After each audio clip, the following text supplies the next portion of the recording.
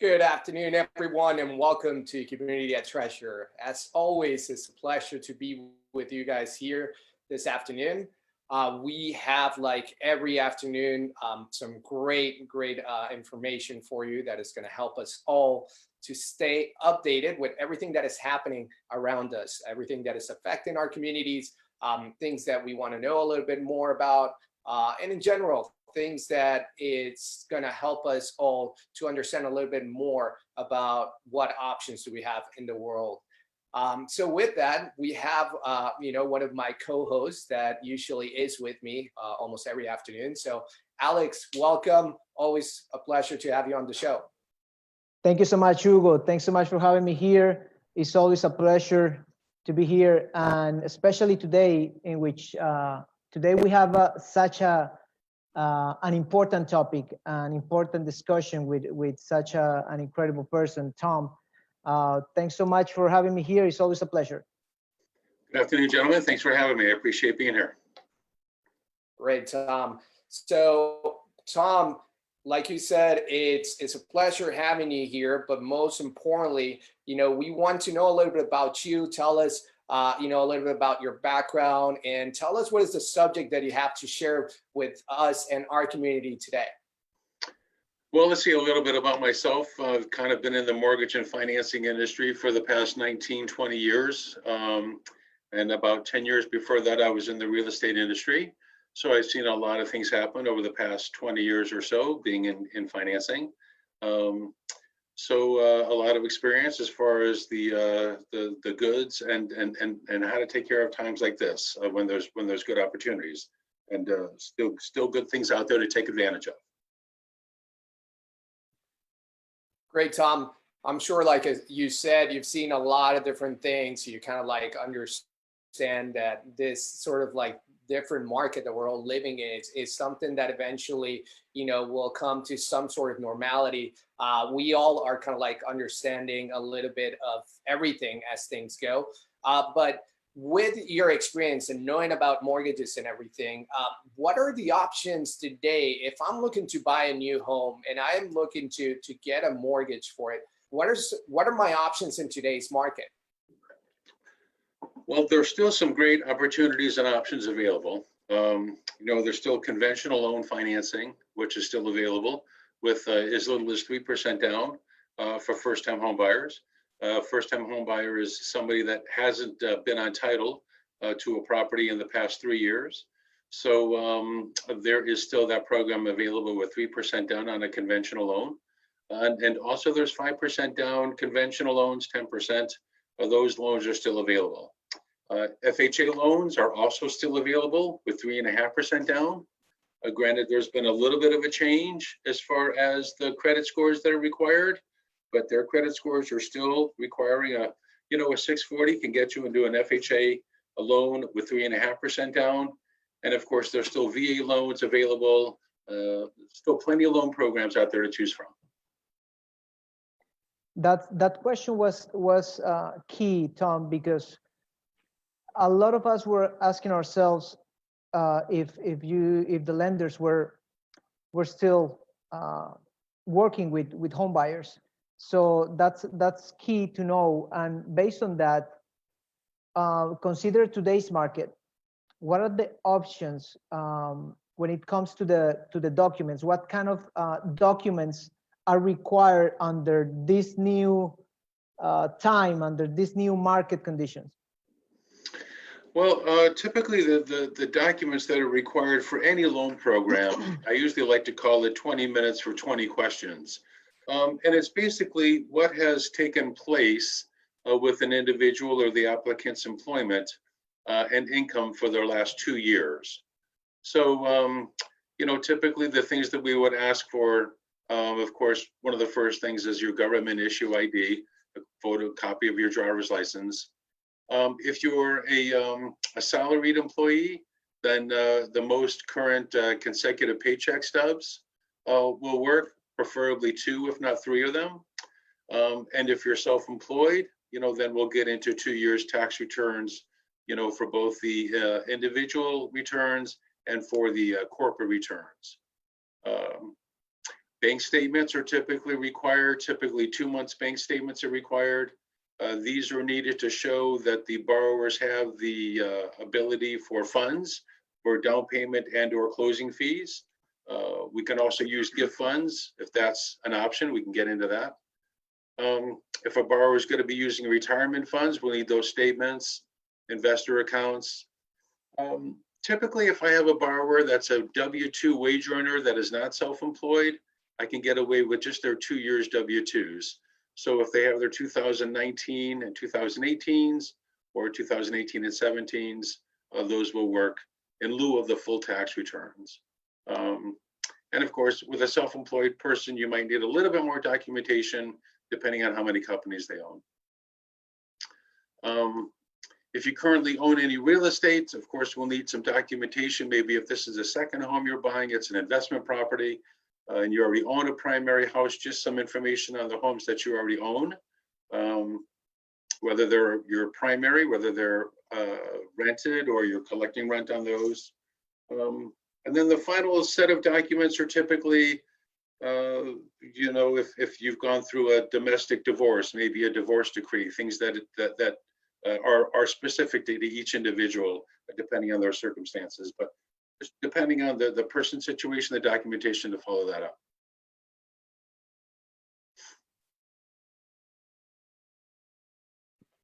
Tom, when we think about like the market we're all living in, and like we just talked about documents and how, you know, sort of like how do I start getting them? What documents do I need?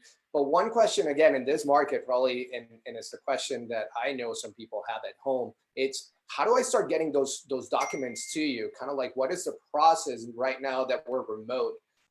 Do I need to go meet you again, which is what a lot of people may not looking into, or is there a way to start getting all these documents to you, even from the commodity of everybody's home?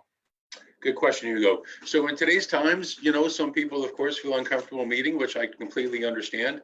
And we've gone to a completely automated system.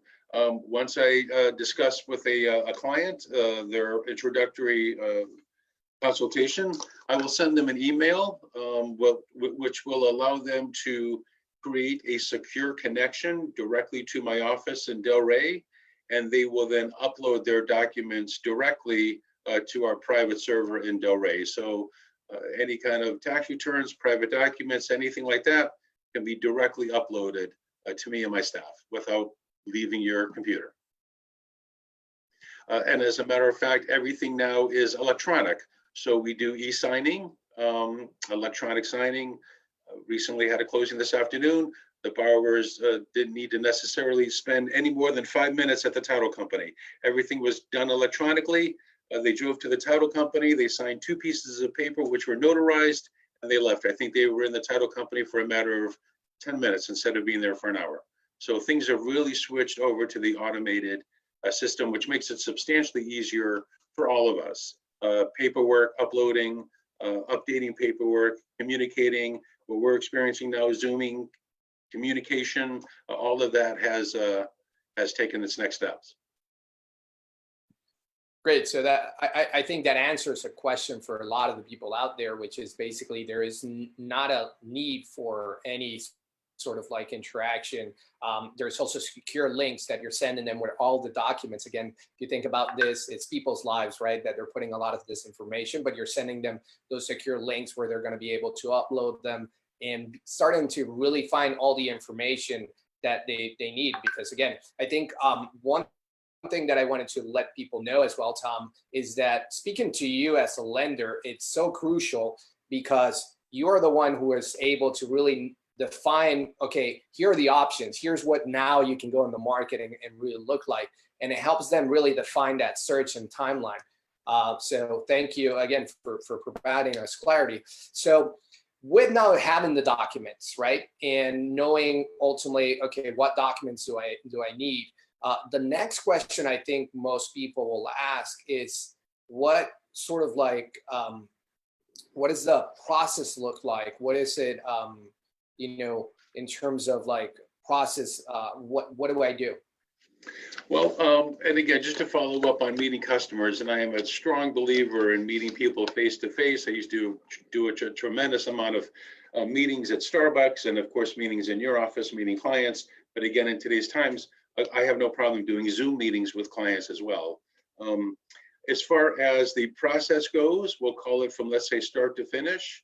Usually a customer would, of course, reach out to somebody on Treasurer's team, of course, with interest in some properties. And then from there, I will normally discuss with the customer, again, my 15 minutes for 15 questions. I'll go through the application process, kind of go over with the borrower's numbers, financing, of their personal documents, anything we need to do to get them prepared. So when they do start looking for properties with a treasurer representative, and they're ready to make an offer on something, we're ready to go with the pre-approval letter. So typically I would meet with them first and discuss their financing, kind of like buying a car. As much as I would love to be at the Porsche dealership, you know, I belonged at the Honda dealership and I knew that going in.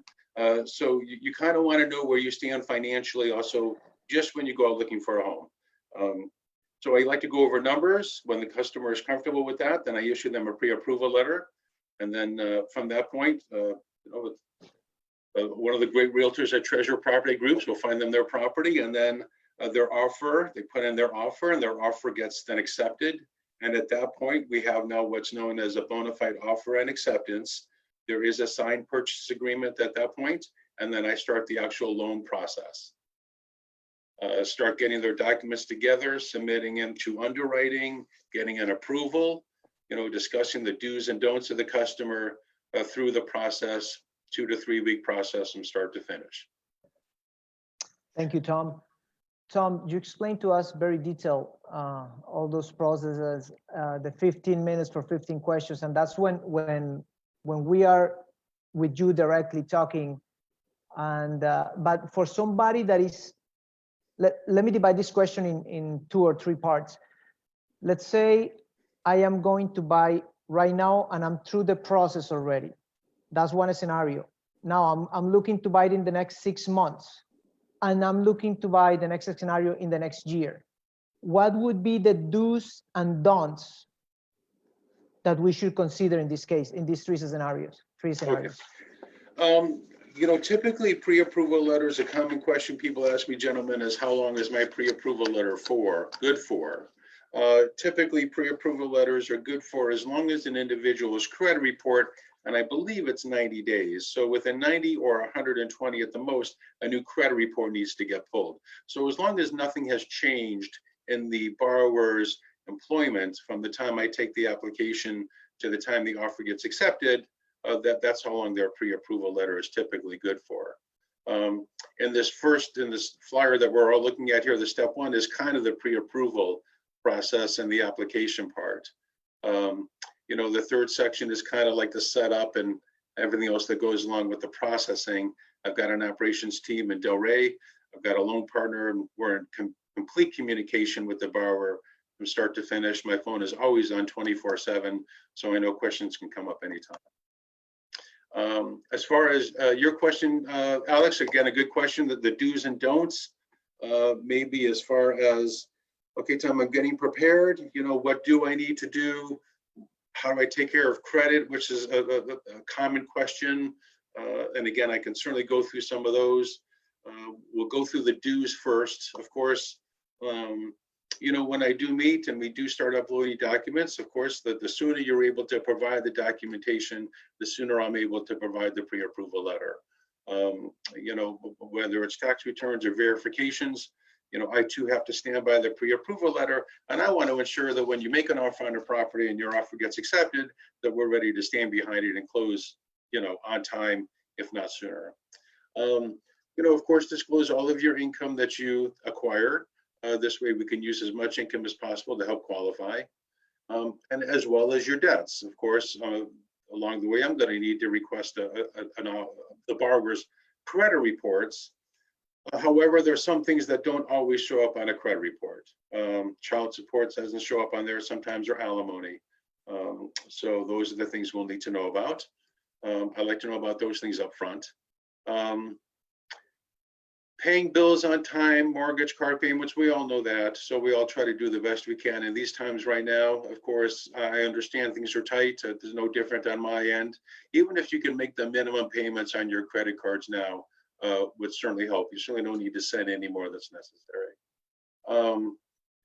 Continue to use your credit cards, but don't use them excessively. Normally, the rule of thumb is you don't want to exceed 30% of what your available credit is. So if you have a credit card that's, let's call it $1,000 credit limit, you may want to keep that to $300, give or take. Certainly don't pay it off and certainly don't close it. Believe it or not, that 30% threshold will do a lot more positive scoring to your credit score than closing out that account. Of course, if you're married and there's going to be a co-borrower, of course, we need to get the information from all the borrowers. And last but not least, communication is huge. My phone is always on, and I'm a strong believer in communicating, especially during this kind of process. It's the biggest investment you'll make. And of course, certain questions come along always. Of course, the don'ts, some of those, of course, as we know, are obvious. Please don't change or quit your job. Of course, everything gets confirmed, even up to the day of closing. There are employment verifications that do go out to employers the day you close. So even if you are looking to make some type of job change, let's try to work on that after you close, as long as it's to your benefit. Try not to apply for any new credit cards, any new loans, any other loans of any type. Of course, we all know now that communication is huge ever since 9/11, ever since the Patriot Act. So when an individual's credit is pulled, when they do have a loan in progress, I do get notified. I'll get notified that maybe somebody might apply for a new vehicle, and then I've got to reach out to that borrower to ensure they didn't purchase anything in the meantime while under the mortgage process. Please don't co-sign for anybody for any new loans. Don't make any changes to your employment, your asset, or your income. And please don't make any cash deposits into your account. Bank statements are gone through. Anything other than payroll is questioned. So any kind of counter deposit you might see, your cash deposits are questioned. I'll follow up on that. My wife is a hairdresser. We go for loans just like anybody else does. If you're in a profession where you acquire tips, well, of course, at times you're going to deposit those tips. Those certainly can be dealt with an explanation. Just unusual cash deposits sometimes could be, can inquire more questions. But those are typically the do's and don'ts of keeping your credit where it needs to be so you're ready to close. Thanks, Tom. The good part about the do's and don'ts that you just shared with us is that these are really what helps us define really kind of like where I am.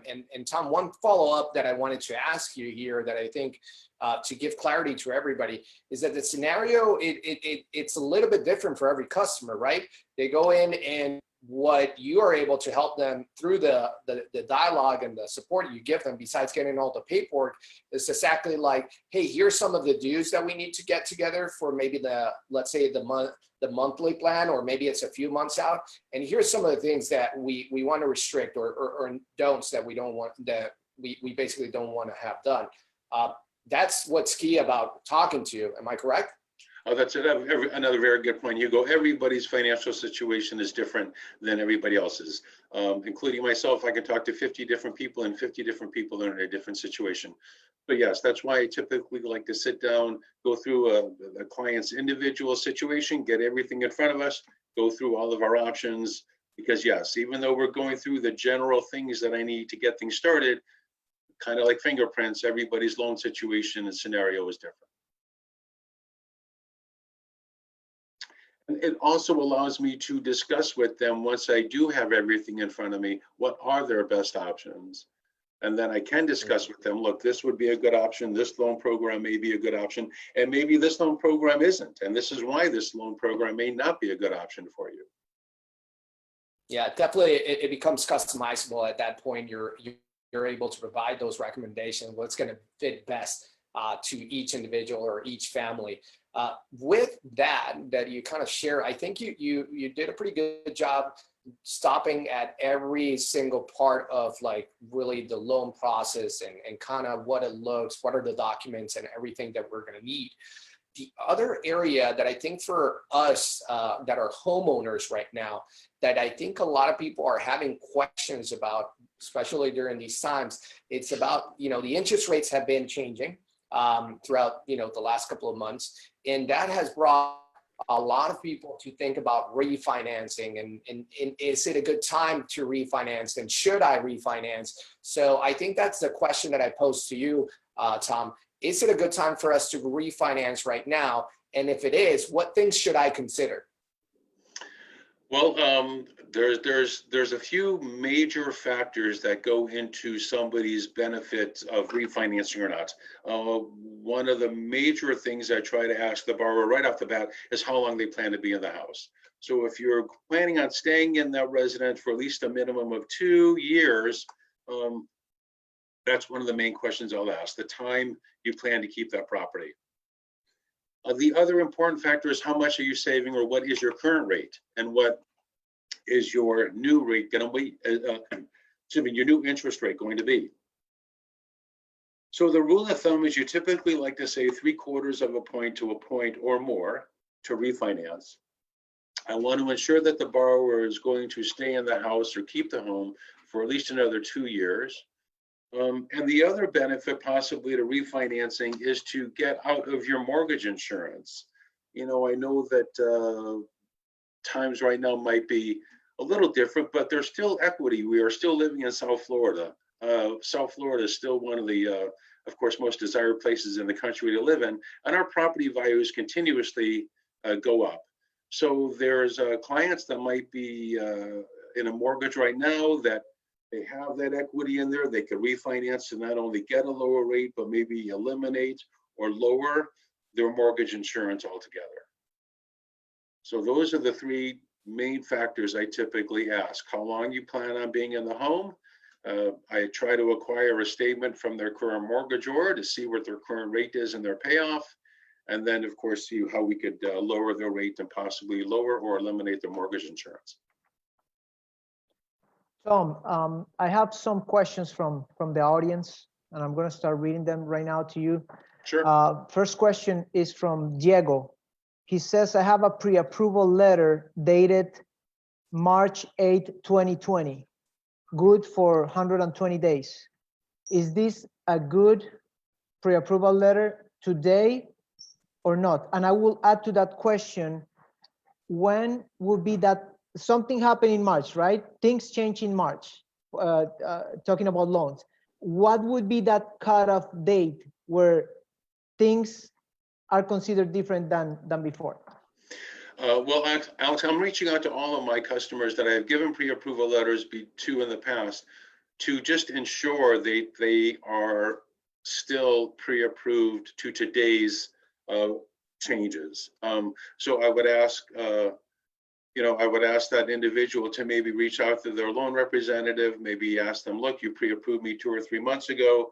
I'm just curious, am I still pre-approved with any changes that have taken place within the industry, just to ensure before he goes out and starts putting down any deposits that he still, falls within the guidelines that he did 2 or 3 months ago. Perfect. And in regards to that specific date where the standards change, what would you say is that date exactly, more or less?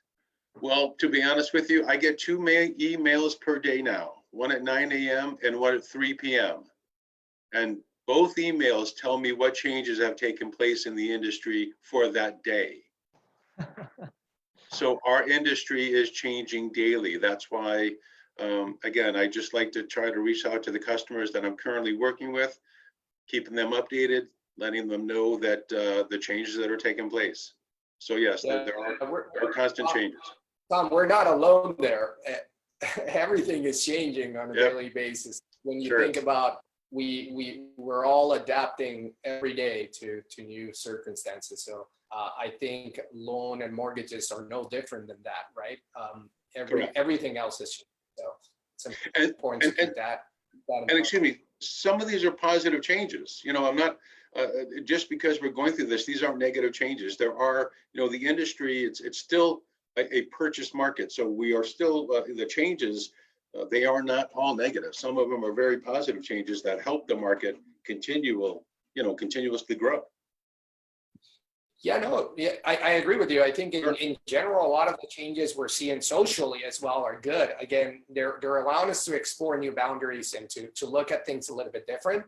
But again, they're changes, right? Sure. It requires adaptability. It requires evolution from each one of us. So that we definitely have to consider it as a change, as something that was different than what it was yesterday. Sure. And look, again, with change becomes opportunity. There's opportunities to be made in changes. It's just taking advantage of those opportunities. Totally agree, Tom. Another question from Adriana. She's asking, what is the current interest rate for a 15-year loan and for a 30-year loan? Well, that's a good question because a lot of it's predicated upon credit score, loan to value, primary resident, investment property. But I'll give you a general answer to your question. Interest rates can range anywhere now between 2.99% to 3.5%, 4%, believe it or not. So it really just depends on the individual's scenario. But they are at all-time lows, believe me. Interest rates are the 10-year bond is what normally interest rates are based off of. So interest rates can range anywhere between 2.99 or just at 3% to 4.5, depending on the situation. Got it. Aggressively low. Got it. Okay, Lena is asking, is there any program for people that allows just to use bank statements? Yes, there is something called the bank statement loan where they look at 12 or 24-month bank statements. I will need to confirm that loan program is still up and running, but yes, there is a bank statement loan where no tax returns are provided. They're typically for self-employed people only, but yes, they are bank statements. 24-month bank statements is how we determine income. Got it. And Lena is asking also in regards to that type of loan, what would be the typical interest rate and down payment? for the bank statement loan, Yes. that too is going to depend on credit score, but let's give some idea. So, whenever you are not providing something, there's going to be a little bit of a cost to that. So by not providing your tax returns and by basing everything on bank statements, depending on credit score, that rate could be anywhere between, and I'm ballparking it somewhere between the 5 to 6.5%, depending on the individual's credit score, because credit is still pulled. Credit is still used in all loan programs. So that's a range of what that rate would be, give or take, on the bank statement loan program, basically. Understood. Got it. Okay. And we have another question from Lou. He says, I got laid off temporarily. I know my company is going to rehire me in a couple months or so. I'm planning to buy a house. What would be my scenario once I get rehired? Once you get rehired, then what they'll look for is a most recent paycheck stub. They will most likely also do another verification of employment with his employer to verify that he's back at work full time and that the place of employment is up and running 100%. That's very important to know. Okay, I have one last question here. Give me 1 second.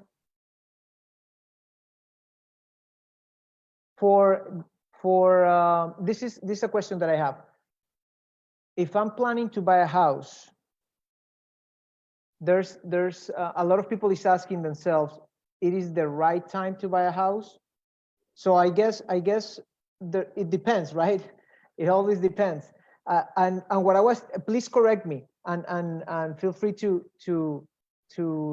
discuss this further. But what I'm telling people is, if you're gonna live in that house, if you're planning long-term, mid-term, I think it's the right time. If you're planning to just buy the house for resale or something like that, it might be a different scenario. What do you think about that?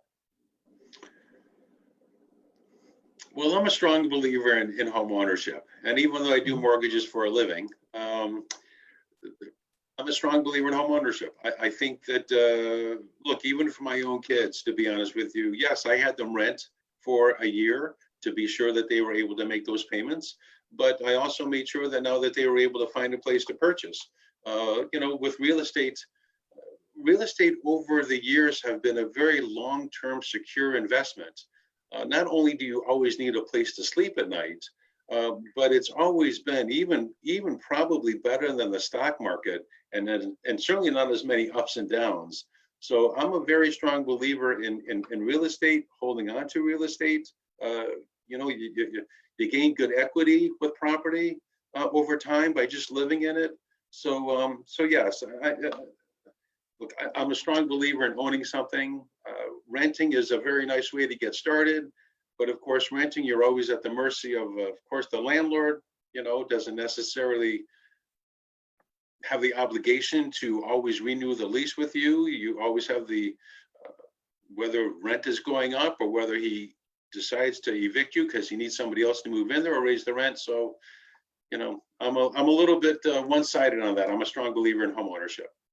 So for somebody that is thinking, let me wait until the houses, the properties get low on price versus the current rates, do you think they should wait or they should capitalize on the current rates regardless of the price? Well, I would say capitalize on what you have today. We would all love to buy, whether it be stocks, whether it be real estate, whether it be anything. You'd always love to buy at the bottom, at the lowest.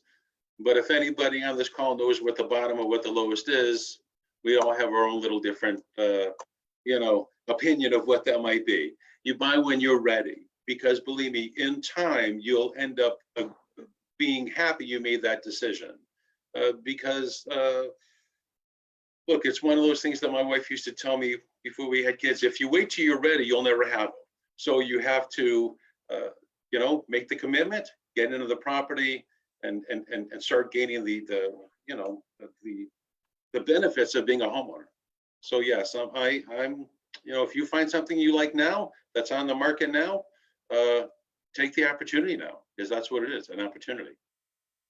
Totally agree, Tom. Tom, that's it for the questions as of right now, and I'm going to give it back to Hugo. Thank you so much for all your time and your information. My pleasure. Thank you for having me, Alex. Alex, thank you for sharing all the comments from everybody on Facebook. Those are always so helpful and let us dig in a little bit more into what we're talking about. Tom, I actually just saw one more question from Facebook that I wanted to ask you about, and it's actually regarding the last subject I asked you, which was refinancing. What papers do people need now, or what documents do people need when they're going to go refinance? What should we have if we're thinking about refinancing? Typically, the documents for refinance are just about the same as they are for a purchase. I don't need typically bank statements. I just need the income documentation for the borrowers. For the refinance, I would like to please have a copy of their current mortgage statement from their current lien holder, and then a copy of their homeowners insurance declaration page, which is also known as proof of homeowners insurance. And then if they live in a community that has an association, maybe the most recent HOA coupon or association coupon that shows how much that HOA fee is. Perfect. And one question, I think you alluded a little bit to it as well, but I think it's important to kind of like maybe visit it a little bit. With your experience, you've been, like you said, you've been on the market for a long time, both in finance as well as previously in real estate. What are some of the differences that you notice about what we're doing right now or what we're seeing right now and maybe different from '06 or from previously. And more like, again, this is more your perspective. Where do you think like things may go after this? Well, I think we differ a lot from '06 because this isn't necessarily a banking or a financial meltdown. The lending institutions are not, unlike '08, '06, '08, are not falling apart whatsoever. Back then lending was all stated. There was very little documentation. Things were being inflated. So I think that was much more of an economic meltdown than this is a coronavirus meltdown. I think this will last substantially shorter. And so, I know that people right now, regretfully, including my wife, are being either furloughed or laid off for a little bit. But I also think in a very short period of time, much shorter than what happened, what we experienced in '08, we'll all be back to work and getting everything right back to normal. So yeah, I don't think it'll be anywhere near as long as it was with the '08, crash that we had, or a bit of a meltdown. To me, Thank you, Tom. To me, that was more of a financial thing. This isn't a financial. This is more of the health. Yeah, no, and you mentioned it even yourself before, like in most previous financial crisis prior to '08, real estate has actually been one of those markets that has sort of like helped stabilize the economy, help like strengthen the economy once again. So that also, we believe, will be very similar to what we're seeing right now. One thing that actually also just came up, and I think goes back to some of those scenarios in '08, was that in '08, a lot of people thought about like, hey, should I stop paying my mortgage? And a lot of people did. Now people are thinking more before they do that. And ultimately, we will love to get your perspective from your side. If that's a good option, if that's something that even people should consider right now, should they stop paying their mortgage? Is that even a good idea? What are the options when we look into that subject? Well, I would never recommend for anybody to stop paying a mortgage. I am a strong believer that if you feel you're going to have a hard time making your mortgage payment, the first thing you want to do is reach out to your lender. Reach out to that bank, reach out to whoever is servicing your mortgage, calling them up and letting them know. Again, communication is key, and they're there to help. What you want to do, though, is possibly read, because I think every lender might have their own parameters on how they're going to let you skip those 2 or 3 mortgage payments. So even my own experience, I think during one of the Florida hurricanes, my bank reached out to me and asked if we wanted to skip 3 months mortgage payments. They were going to allow us to furlough 3 months of our mortgage payments to, recover from the hurricane. And of course, it sounded good until I called them, because this is, sometimes people get that information and regretfully don't read the small print. But what will happen is, yes, my bank was willing to furlough my 3 months of mortgage payments, but don't forget, on month number 4, they wanted all 3 months plus month number 4 all at once. Well, if I couldn't make the last 3 months, what makes you think I can make 3 months plus month number 4? So now what you find yourself is not getting the terms correctly on the front end, and now you've got to kind of juggle, what do I do? So for anybody that is considering furloughing or not making their mortgage payments, I kind of recommend that they kind of do the best they can to kind of read, what the pros and cons are. And I'll be happy to help them through that, even through my own experiences. It is something I understand. People are being laid off, but we do want to be sure that when people do go back to work, everything can kind of go back and everybody can certainly keep their properties. Definitely, no, that was clear explanation, and I think it helps everybody understand that really, like you've said it through many of the things, it's very individualized, it's very to a case by case scenario, and kind of like you said, reaching out to the bank that made the loan for your home and understanding really what are your options, but also what does it look like in terms of like in those options, how do you repay them, or how do you pay back maybe some of that flexibility that they're giving you, which is kind of like in your scenario, it seemed like great flexibility at the beginning, but when you saw and when you really seeked into it, it actually ended up being, yes, flexible in the front end, but really not flexible in the back end, which made it a lot worse for you. But Tom, the information you've given us today, it's what we always seek in these type of conversations, which is to know more, to understand really all the situations and all the options given to us right now in this market. So for all of that, we thank you. We thank you for going in depth into many of the subjects we asked you about today, and providing you more than anything, your perspective and your knowledge. So thank you for your time, Tom. It was really a pleasure, and we look forward to having you here again. I don't know if you have any final perspective or any final words you want to share with us. Sure, everybody stay positive. We're all going to get through this together. There's certainly light at the end of the tunnel. So I appreciate you guys having me. It's been great sharing this information with you. I certainly look forward to doing this again.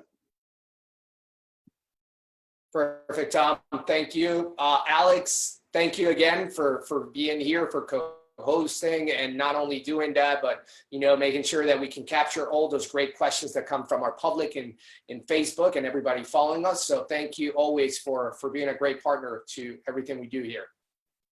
Thank you so much, Hugo. It's always a pleasure. I'm glad the community is benefiting from all this information. Thanks so much. Thank you much, gentlemen. Appreciate it very much. Stay well.